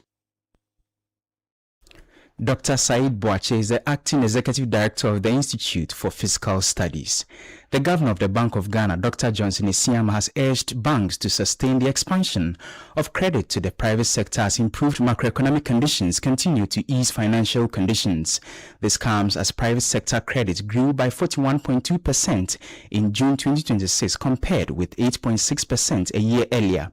Speaking at a meeting with heads of banks at the Bank Square, Dr. Esiama said the strong growth in lending signals that lower interest rates and improving economic conditions are beginning to translate into increased financing for businesses.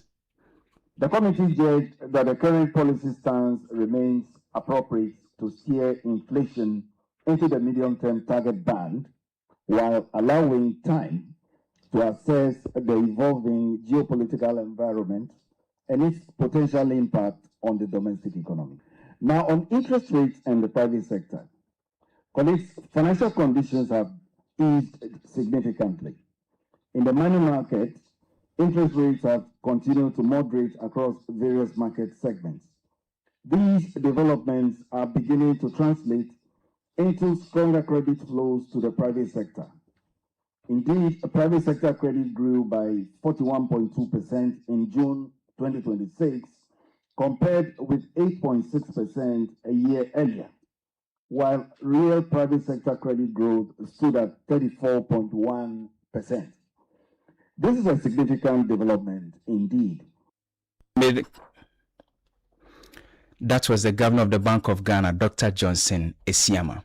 Minister for Communications, Digital Technology and Innovation, Samuel Attah-Mensah George, has stressed the need for a balance between the rapid pace of fintech innovation and the need to protect consumers and safeguard public confidence in Ghana's digital financial ecosystem.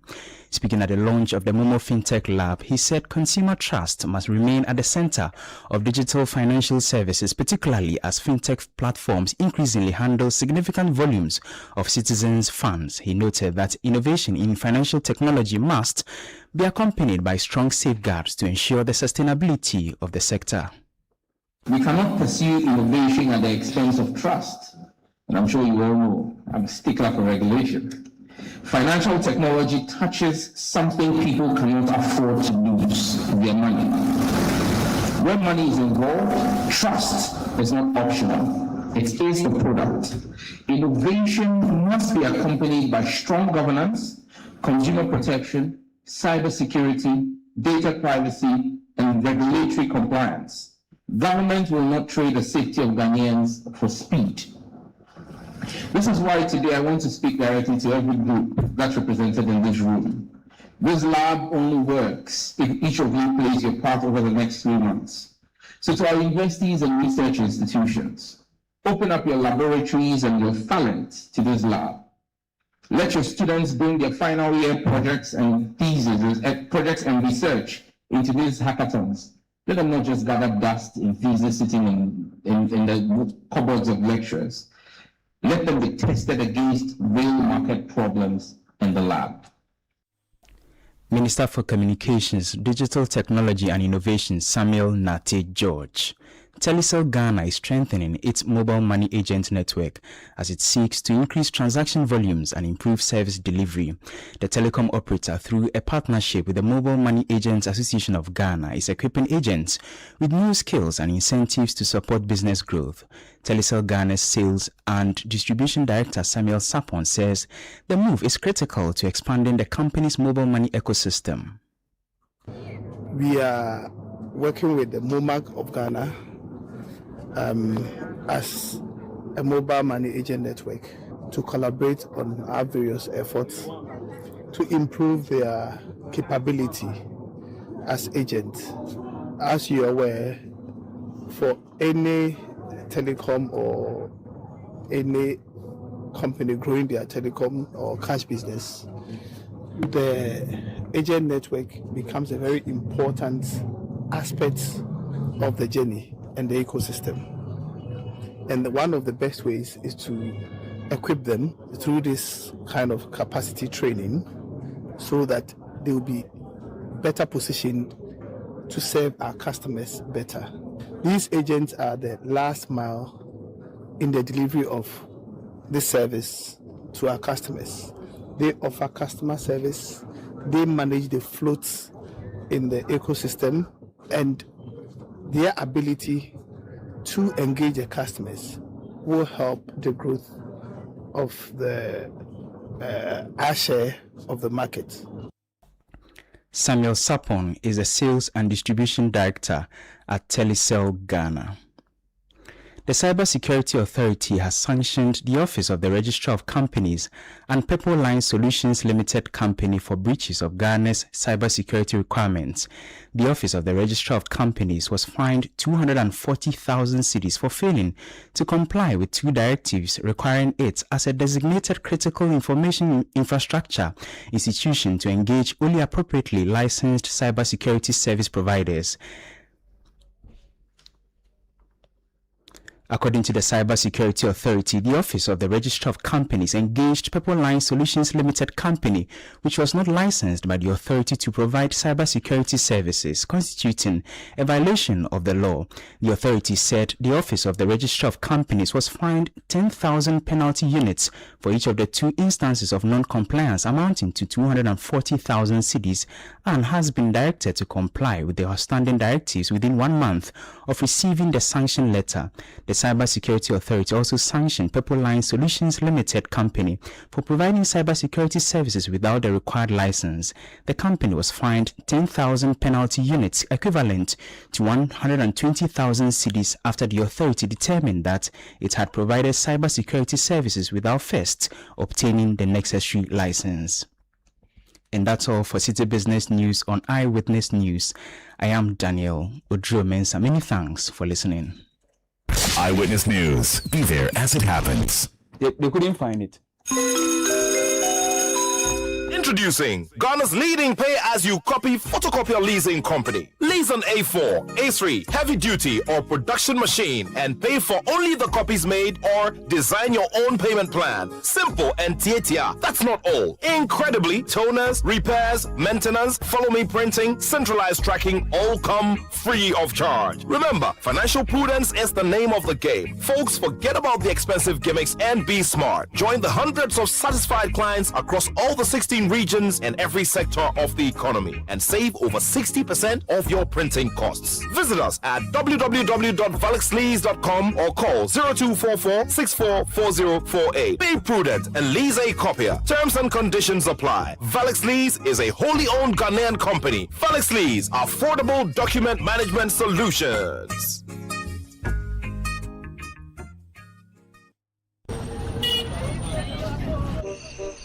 Everybody they sell, but your shop they empty. Where's my report? Bro, month no end here too. But see, your pocket stop they take. Another emergency for the house. Come get ideas. Ideas go kill them. Another idea, another mark time. No capital to start. For some people, this silence no be peaceful. It be money matter. With bills, there's no need for silence. From my emergency loans to salary loans to working capital loans and startup loans, Bills has you covered. Apply with your Ghana card today. Call 0596 920 833 or 0302 200 390. Bills, financing your needs. T's and C's apply.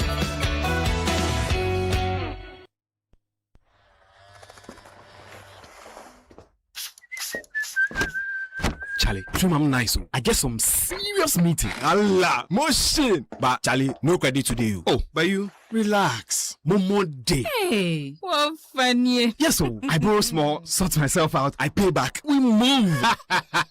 Spoil day. Ah, Charlie, you sure say you pay back? Yes, so that anytime somebody else they need them, Momo day. Be like I for can't borrow some more. Hey, you this boy. Don't go there and disgrace yourself. Allah, motion. Responsible borrowing be the real flexo for today's needs and tomorrow's dreams. Borrow, sort them, pay back. Momo day. Congratulations to all the top 100 contestants of the Literacy Challenge 2026. The journey continues. Level 2. Aptitude test. The top 100 contestants from across Ghana will take part in a written aptitude test on Sunday, 16th August 2026. The time is 12:30 p.m. and the venue, British Council, Accra. From the top 100, 10 regional teams of 3 will emerge as finalists and battle it out in the exciting Literacy Challenge 2026 quiz competition. The ultimate winner will walk away with 10,000 Ghana cedis, a laptop, and a national recognition. Stay tuned to Citi FM and Channel 1 TV as we follow these young talents on your journey to becoming the ultimate Literacy Challenge champion. The Literacy Challenge 2026 is powered by Citi FM with support from Channel 1 TV, and it's proudly sponsored by Prospectus Ghana Limited, SIC Insurance, Advocates Publishing, Tema Oil Refinery, and Delhi Group.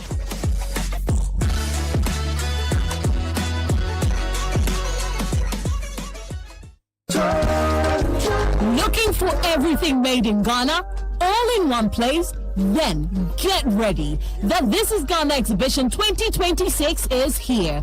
A bold celebration of Ghanaian creativity, innovation, and excellence. From rich traditional crafts to modern cutting-edge solutions, experience the very best of Ghanaian products and services. Explore excellence across key sectors, including automobile, agriculture, education, health, hospitality, fashion, technology, food and beverages, creative arts, beauty, retail, and more. This is the biggest Made in Ghana fair, bringing together SMEs, startups, manufacturers, local creatives, indigenous corporate bodies, entrepreneurs, and innovative businesses all under one roof. Discover brands redefining quality. Connect with industry leaders and innovators. Experience the energy of Ghanaian enterprise and creativity. The date is 29th and 30th of August 2026. The time is 10 a.m. to 5 p.m. daily. Venue, the A4 Sutherland's Children's Park. Call 0205-973-973 or 0558-973-973 to register. Come explore, come connect, come be inspired. Discover the brands redefining made in Ghana and experience the future of Ghanaian excellence. The This is Ghana Exhibition 2026 is powered by Channel 1 TV with support from Citi FM, and it's proudly sponsored by EcoBank and MTN.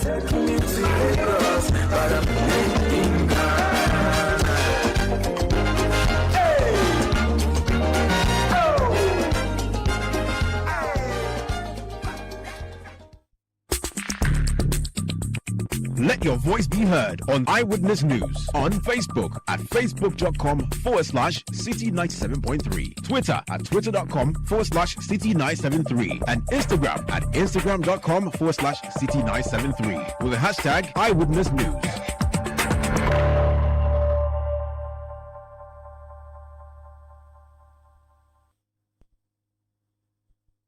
Eyewitness News. Be there as it happens. Yeah, welcome back. This is Eyewitness News on 97.3 Citi FM, broadcasting across Ghana on a host of affiliate stations, including Tungsung, that's Tungsung FM, 97.3 in Wa in the Upper West region, Gumzang, 90.1 FM in Tongo in the Upper East region, Bolga, 102.7 FM in Bolga Tanga in Upper East region, Pure, 100.5 FM in Navrongo, Radio Bimbila, 91.9 in Bimbila in the Northern region, Revival FM 99.3 in Tajevu in the Volta region, Orange FM 107.9 in Kumasi in the Ashanti region, Focus 94.3 FM in Kumasi in the Ashanti region, Greener 95.9 FM in Sunyani, specifically on the campus of UNE, University of Energy and Natural Resources in the Bono region, Hammers Radio 106.5 in Goso in the Hafo region, and in Takrady on Beach FM 105.5 and Sky FM 93.5. We're live on YouTube, live on Facebook, and we are also on citinewsroom.com. It's now time to hear from you. This segment is called Talk Back and is brought to you by Vales Lease Equip Limited. Vales Lease, affordable document management solutions. Fred Tete Jabano is in studio to help me with the messages. Fred, I'm going to start off with the first few messages and then you bring the rest. Now, it has to do, the first batch of messages has to do with the Adamus mining issue that we talked about. And the first message is from Seth Bekwe in Osiem. And it says that very sad development at Adamus mining, taking the mines of a Ghanaian to hand over to foreigners. Oh, Ghana. Now, this has to do with that story that we brought you earlier in the evening. More people reacting to that. Osbeth Che from Amasaman. He says, I am sad today as a Ghanaian. An indigenous Ghanaian woman has run her mine for more than 10 years, and we use this crooked method to take her mining company from her in the name of cooked up infractions. God save Ghana. More views. Isa Gruma in Akwetia. He says, I think this Adamus issue should not be left to go this way. The whole thing smells fishy and the president must open his eyes. How can the president not be aware of a revocation after he intervened? And we go around begging people to come and invest in Ghana? Let's get serious. Clearly, many people live it with that particular issue. Fred, more messages, right? Yes, we'll go to Abutiateti in the Volta region, and this is from Wales Yoga. He says, the swift alleged entry of Chinese investors into Adamus Mines concession after the license revocation raises serious concerns about legitimacy. It is critical to uphold legal boundaries. Any entity without proper documentation must vacate the site immediately. We must protect our resources and ensure that all activities are above board.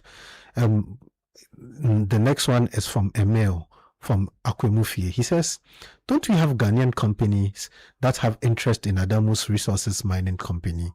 If Ghanaians do mining in the said company, our youth are employed and the profits remain at home, I think the Mineral Commission should reconsider the decision by awarding the contract back to Adamus. We go to the next one, which is Judas Iscariot. Judas Iscariot. I thought he hanged himself. He came back again. Okay. He says, if a blind man says he will stone you, then he already has his legs on the stone. Indeed, President Mahama and the NDC are disappointing us. You revoke a license of a Ghanaian woman, in 24 hours, there's a takeover by another. Ayo. Paul in Bitchley says, Kofi Bento's anger and pain that the NDC is in office will burn him to ashes. He speaks as if he knows and understands everything. I wonder why he talks by thinking about what he believes and not what the true facts are. He should grow past this commentary. Angela List is not a Ghanaian. Oh, how? Angela List is Ghanaian. I think that's is not correct to say she's not Ghanaian. Baba Chairman in Tamale says this government is so obsessed with making money and they throw caution to the dogs in their dealings with Ghanaians.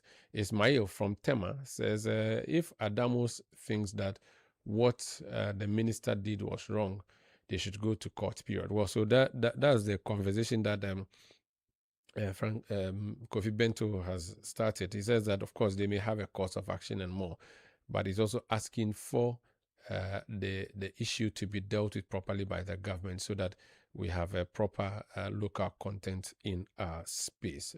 Fred. Ayabela from Zebela says, nice rhyme. We are always eager to bring down Ghanaian businesses. In this case, a woman who has invested over $10 million into mining, and now we are hearing Chinese are already in town.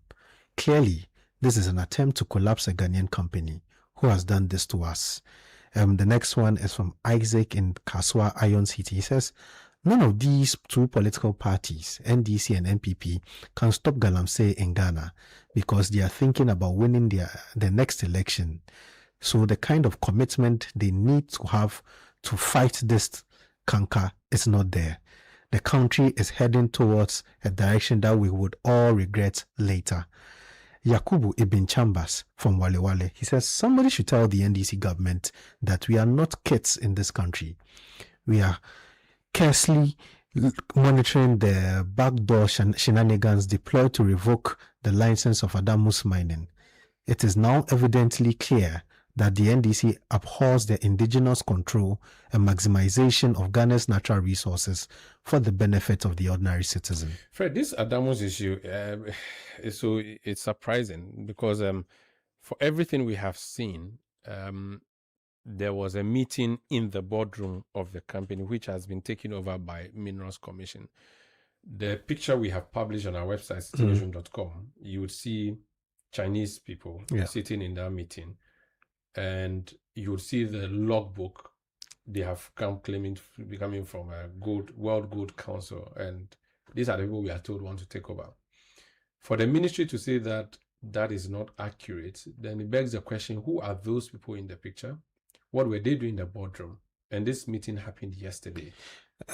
Sandra, I think that the ministry and the Minerals Commission would actually need to come out clearly to give us reasons as to why we saw these people, because if it's anything to go by, we're told by the ministry and the Minerals Commission that they have revoked the license, they've taken over the mines, which is the Mineral Commission.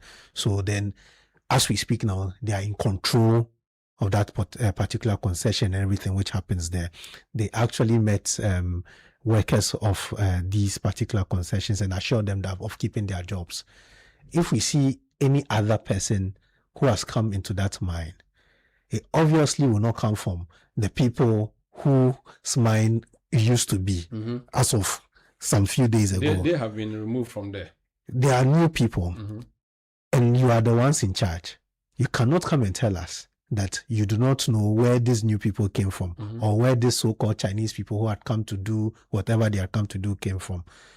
You need to be asking questions to your managers over there, how these people got entry And who gave them that permission? It's if important. you claim that you did not give that permission, then you need to be asking questions of those people and telling us as a public where they got the authorization to enter the mines and do whatever they wanted to do there yesterday. It's important we get answers to those questions.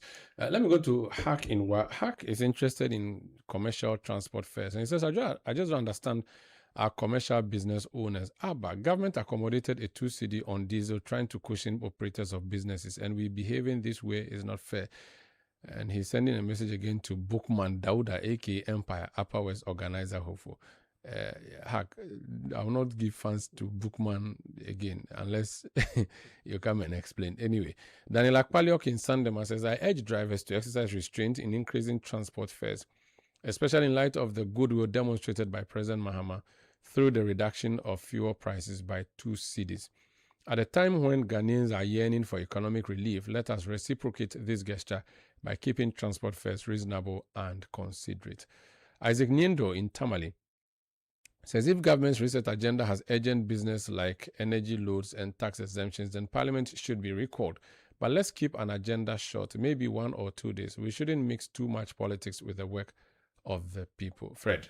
Senate Community 17 says the minority whip, that's not about the minority whip, that's not about what he thinks or wants, but the fact is Parliament has been recalled, so he should whip his colleagues and assemble them. This minority group has lost their relevance. Everything must be opposed. Why? As if it did not happen 8 years ago. He should get to work and whip his colleagues back to the house. Abi National in Wa says, Honorable Habib is speaking what he doesn't know, but I'm not surprised because if they come to Parliament or not, business will still go on.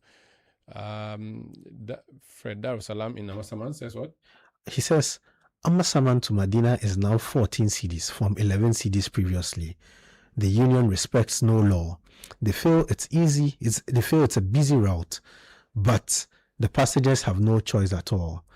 This route is where the government needs to bring its buses. Just assign a reporter to Amasaman in the morning to cover the queues. Fred, talking about the queues that I see at bus stops, I mean, we have State Transport Company owned by the states, which does intercity, but we have Metro Mass Transit, which does intracity.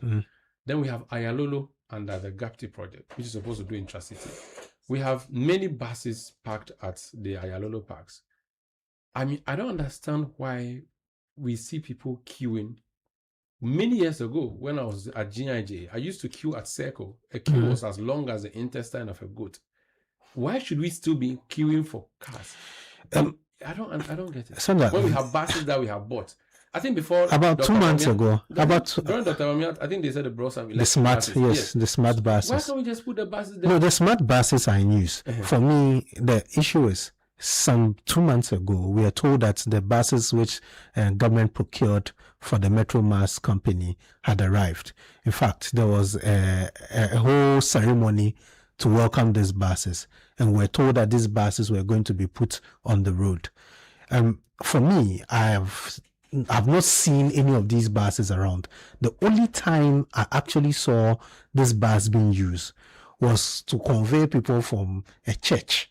So it was a church which had paid rent, and it was taking them somewhere. Right. So the question is, where is the buses that were brought 2 months ago? It breaks my heart. There were about 100 buses. Where are they? And which routes have they been put in? It's really heartbreaking. I mean, we don't okay. We now our train system collapsed. We don't have tram services. The small train we brought down, we went to hit a goat, and now we can't put bus. Why? Look, more people are angry about the other hosting too. Yeah, just like I'm angry with this cute. This is a message from Eben Kofi in Koligono. He says, isn't it curious that World Gold Council flies to Ghana and all of them are Chinese and they drive straight to a mine whose license has been revoked only 24 hours prior? Ghana be comedy. The things that they funny me, friend. BB from North Kaneshi says, hey, so is this all MPP can offer? The current crop of party leadership, God save the party. Let me take the last message from Angelo Kojofiagbe. He says, why should everything be done on the behest, I think you should want to say, of the NPP? Why should laws be bent to favor them always? Honorable Attah, who is leading the NPP today, should remember what he said about the law in 2008 when he was bending. Oh, okay, let's leave it like that. That's by way of talkback, brought to you by Valles Lease Equipment Limited. Valles Lease, your affordable document management solutions. Brought to us as well by Fred Tesejabano, who helped us in studio. I am Umaru Sandamadu. Earlier we had Fafa Melody Potife joining us with news summaries. Daniel Attah-Mensah bringing us business news. I was produced by Beverly London, Sami Wiafi, Fred Tesejabano, Juliana Odami-Asari, and Kobina Wilson. The technical support from Desmond Nyaku and Renice Foley. Now, new media support from Edwin Kwakofi and the team. We'll be back tomorrow at 1700 GMT. Thank you for listening. Have a good night. City News. We speak first. Reach our hotline on 0302 224959 and get interactive on Facebook, City 97.3 FM, and on Twitter at City 973.